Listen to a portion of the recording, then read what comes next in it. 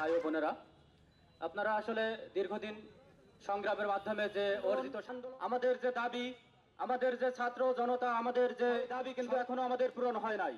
আজকে বিচার বিভাগীয় তদন্ত, আপনাদের মনোবল এক আছে, সেই শক্তি নিয়েই আমরা গণতন্ত্র ফিরিয়ে আনবো। সংগ্রামী বন্ধুগণ, আমরা সর্বশেষ বলতে চাই, প্রত্যেকটা মানুষ যে যেখানে অন্যায়ের পক্ষে আছে এবং অন্যায় ভিতরে আছে এবং যারা অন্যায় করেছে তাদেরকে অবিলম্বে শাস্তির আওতায় আনতে হবে।